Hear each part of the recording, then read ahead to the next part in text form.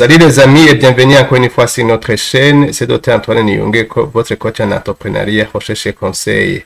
J'ai un doctorat en entrepreneuriat international et dans cette vidéo, je vais continuer à vous montrer comment vous pouvez analyser la situation ou l'état des lieux des ressources humaines.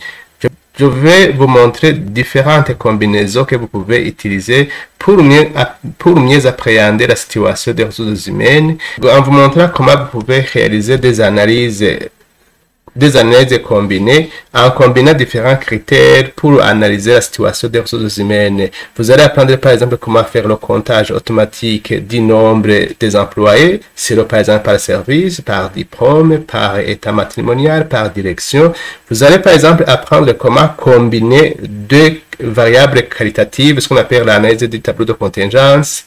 Ça veut dire combiner par exemple, donner la situation par exemple des employés par diplôme, par état matrimonial, donner la situation des employés par fonction, et tout ça c'est pour vous permettre de maîtriser vos ressources humaines en essayant de donner n'importe quelle information à n'importe quel moment, et tout cela en tout petit, et tout cela en laps de temps.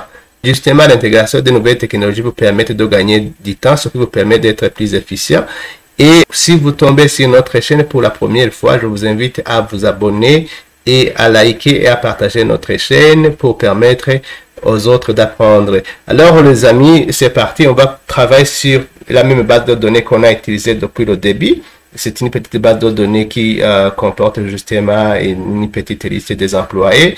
Et alors, je vais vous montrer comment vous allez réaliser toutes les analyses. Même si vous avez des millions d'employés, les analyses se font automatiquement en laps de temps. Alors, je vais vous importer la base de données. Ça, c'est pour la commande là, c'est pour indiquer là où j'ai stocké ma base de données. Et ça, c'est pour importer la base de données. Donc, tout ça, on a déjà vu ça dans les premières vidéos. Alors, je vais importer, je peux vous montrer la situation ou les éléments d'entête de ma base de données, comment elle est constituée.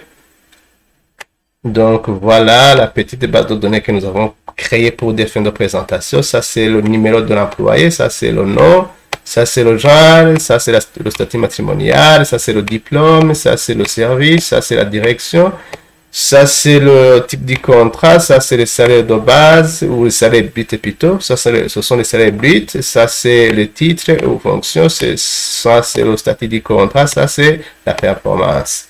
Alors, nous allons vous montrer comment vous pouvez réaliser plusieurs analyses. Supposons, par exemple, qu'on vous demande de déterminer, de classer les employés par diplôme, compter ou bien compter, donner la situation des employés par diplôme. Donc, voilà la commande. Ça, c'est notre base de données.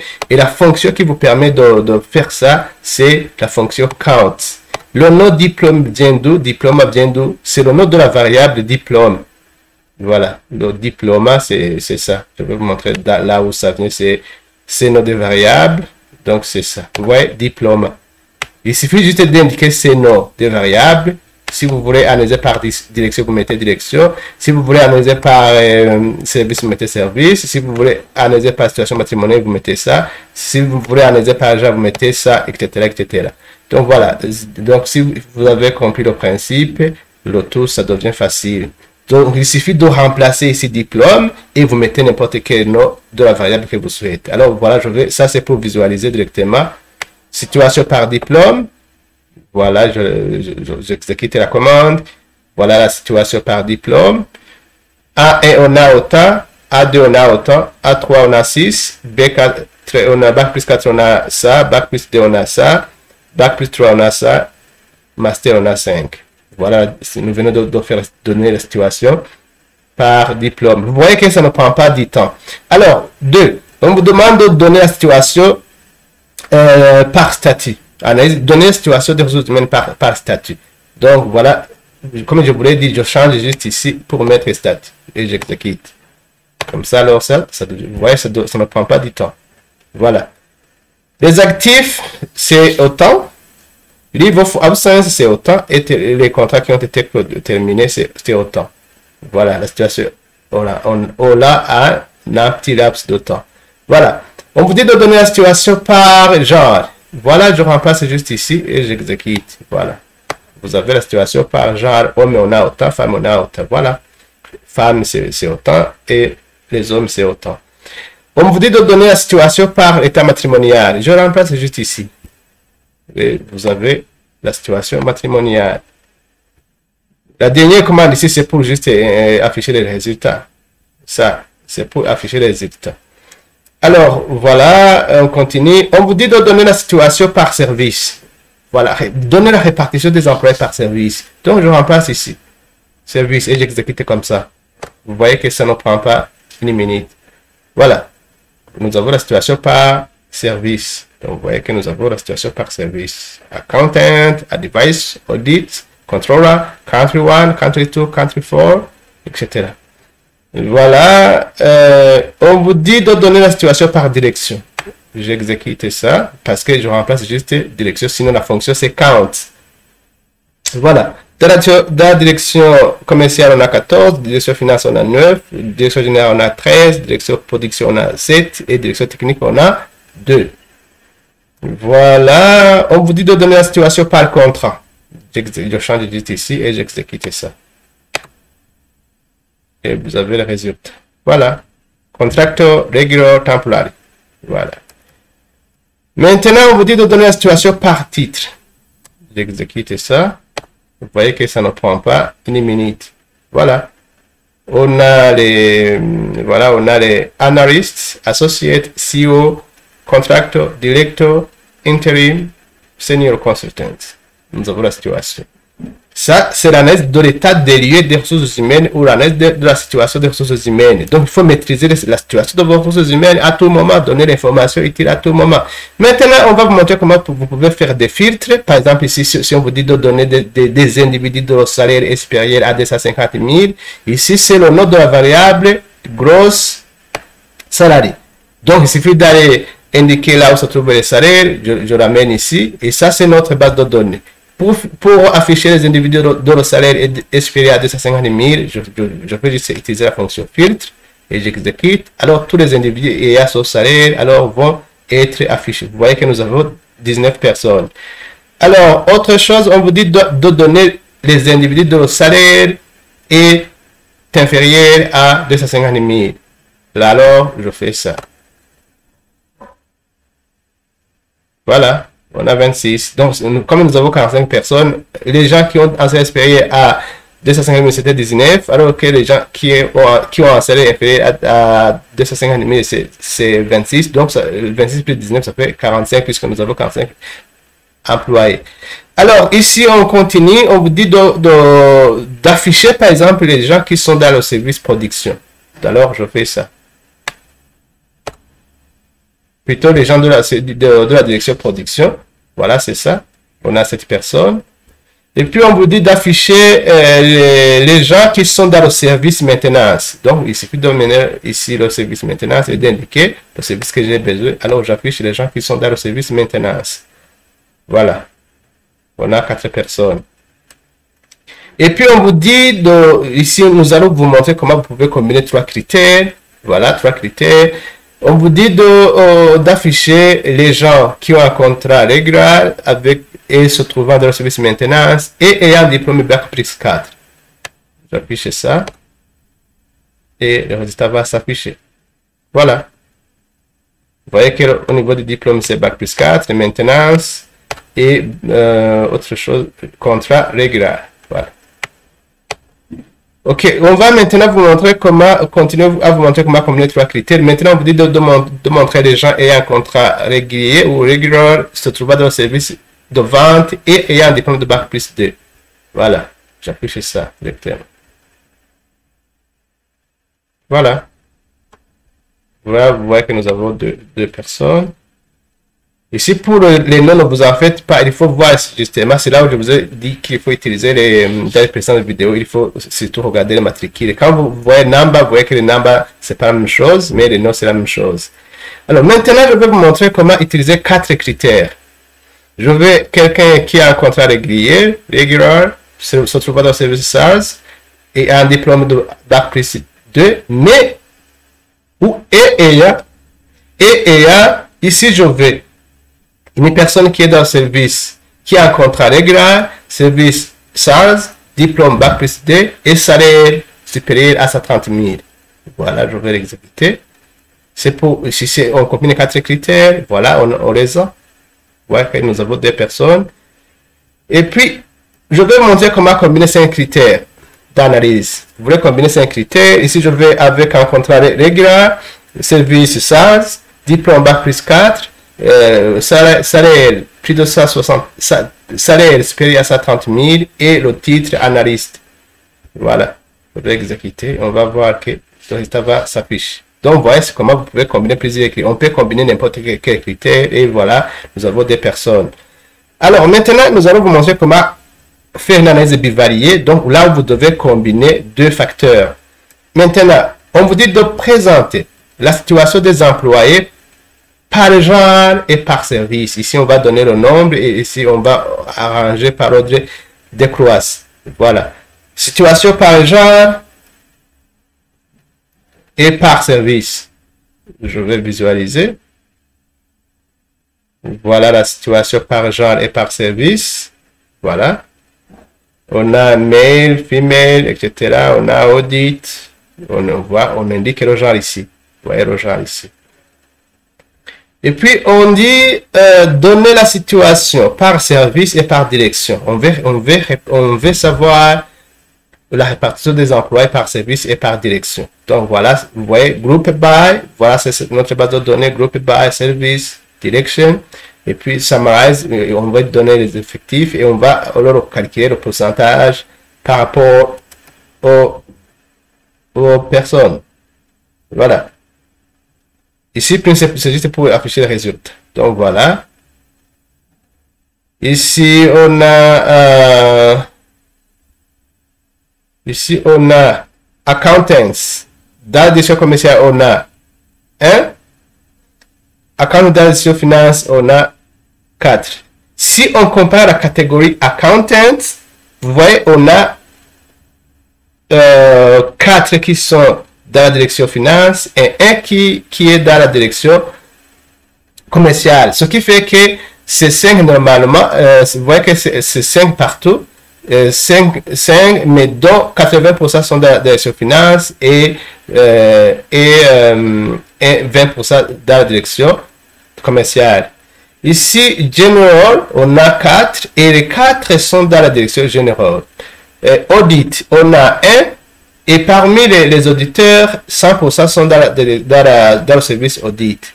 Controller, on a 3 et les 3 sont dans la direction finance. Country, on a 1 et le 1 se trouve dans on a country, ça veut dire qu'on a 2. 1 se trouve dans la direction commerciale et l'autre 1 se trouve dans la direction générale. Donc voilà comment vous pouvez interpréter ces pourcentages. Voilà. Aussi, on vous dit de donner la situation des employés par diplôme. Voilà. Situation des employés par diplôme. Il faut regarder les variables de groupement. Service, diplôme.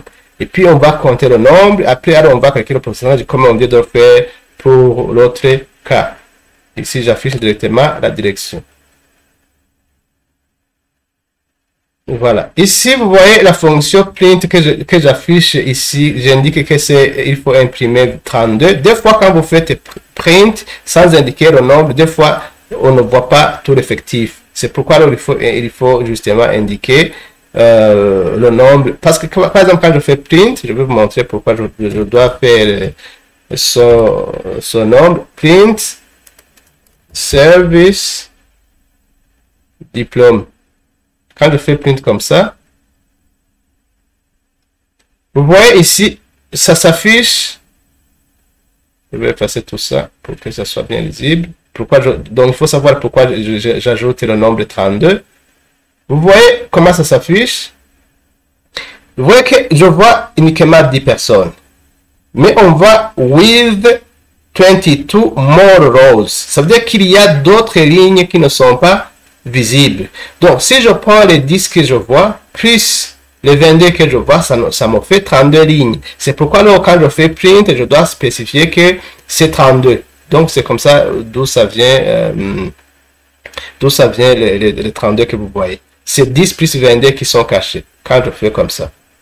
Voilà. C'est là où ça vient. Il faut faire attention pour savoir comment afficher ça. Voilà, je continue. Analyse des employés par service cette fois-ci. Voilà. Regardez. Et par service. Et compter aussi par genre. Voilà. Par service et compter aussi par genre. Voilà. On a contrôle homme, femelle, c'est ça. Country. Vous voyez que, ce que je disais, vous voyez qu'en bas, il y a 11 lignes qui ne sont pas visibles. Pour les rendre visibles, il faut faire alors print. Print. Copier ça. Je vais faire le print. Print ici. Ici, je vais ouvrir la parenthèse pour montrer que c'est 10, puis les 11 qui ne sont pas visibles, ce qui me fait 21. Voilà, pour avoir tout, ici c'est n égale 21. Pour avoir tous les éléments. Voilà, maintenant vous voyez que c'est bien affiché.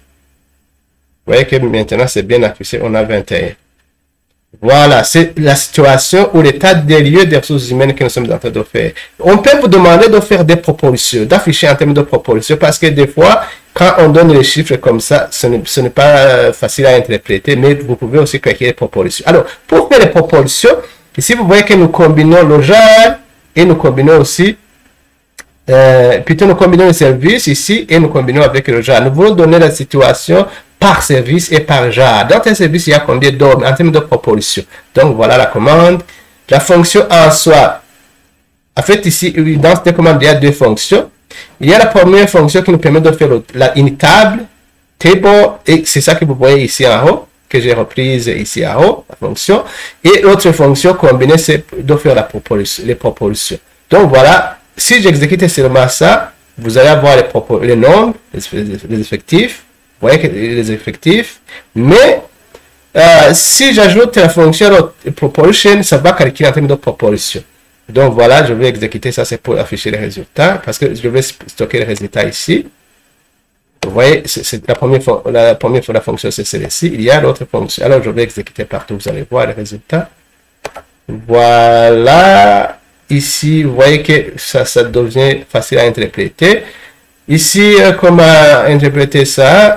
Alors, dans le service comptabilité, il y a 0,4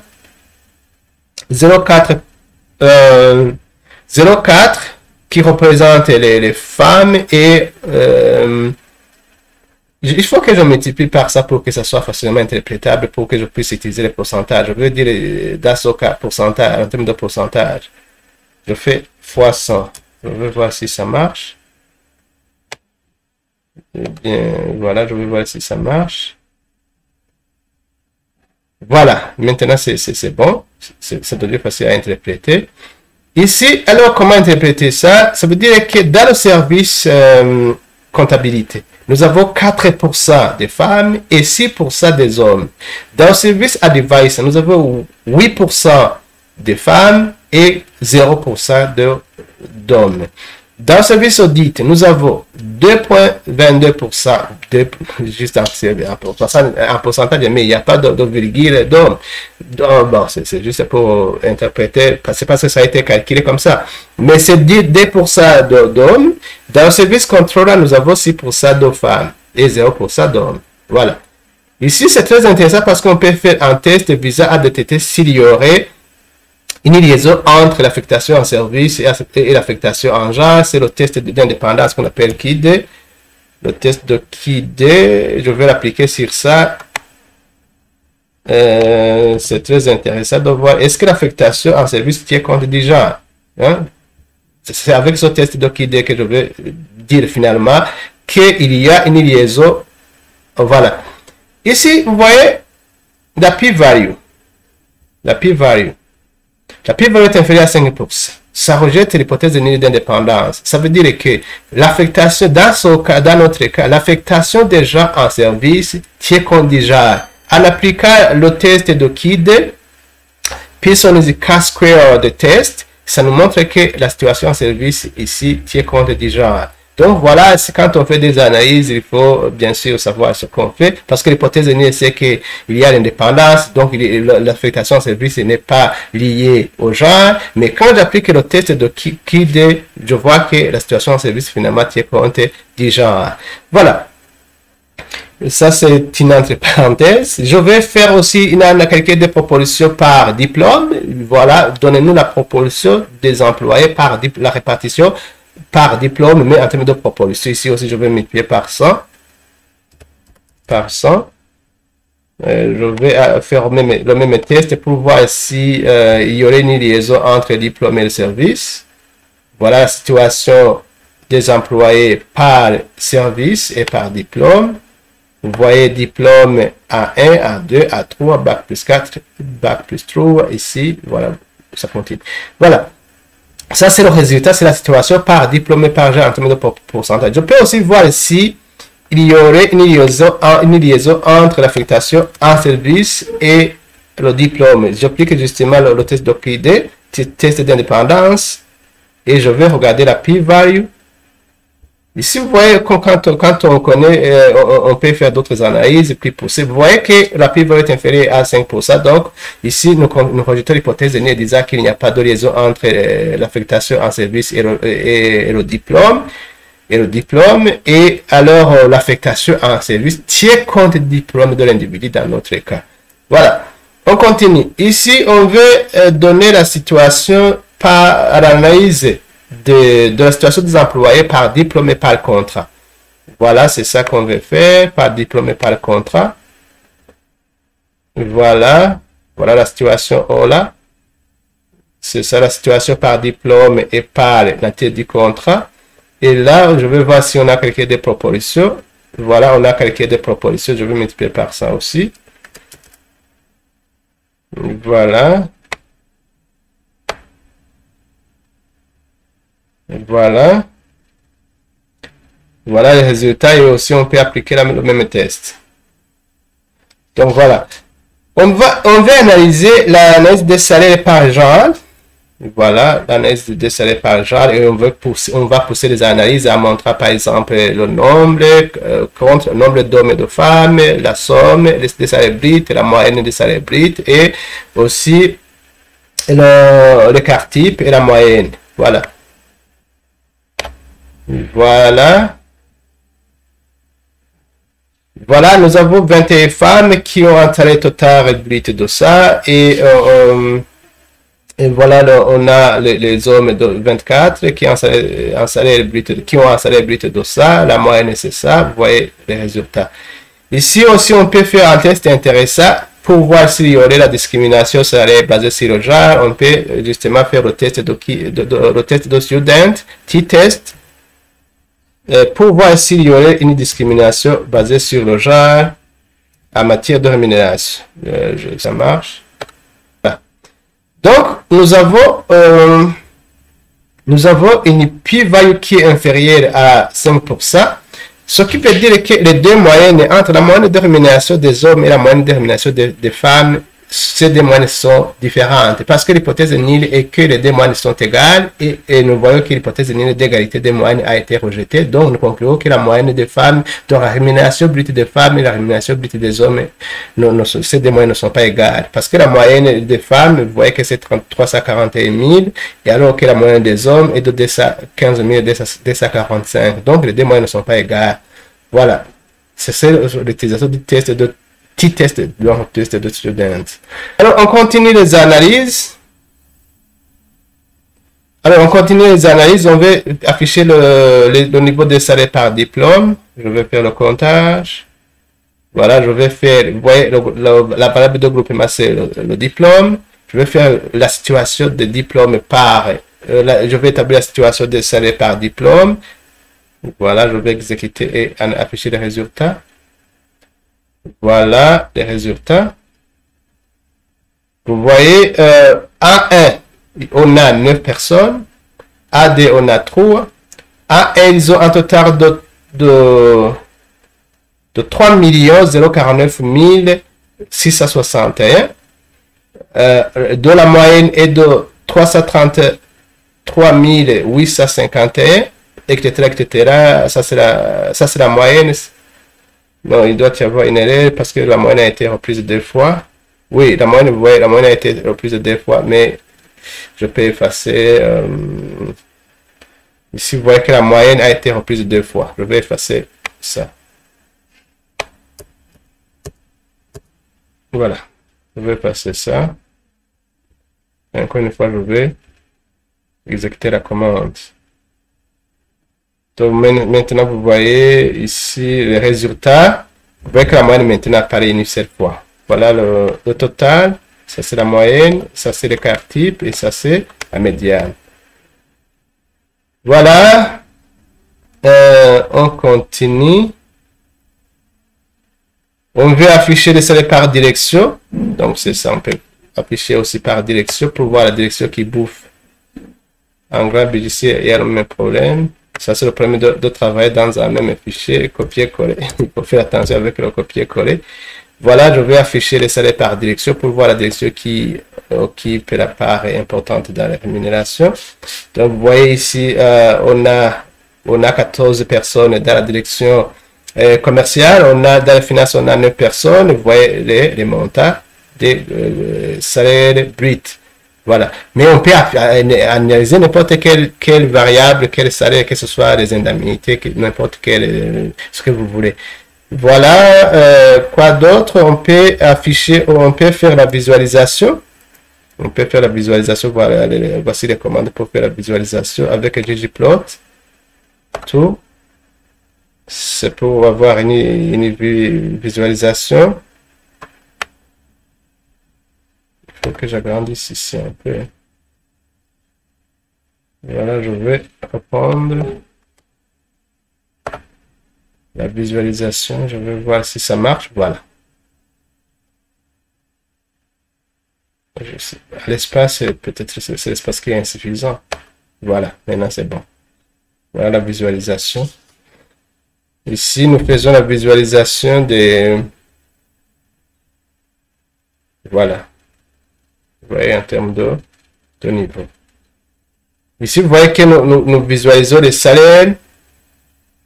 Vous voyez, c'est le salaire. Voilà.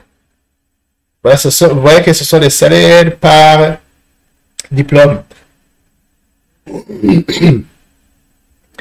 Le salaire par diplôme. Ici, on peut visualiser aussi salaire par diplôme au niveau de la direction aussi. Voilà, au niveau de la direction aussi, on peut faire. Voilà, les diplômes ici aussi. Et puis,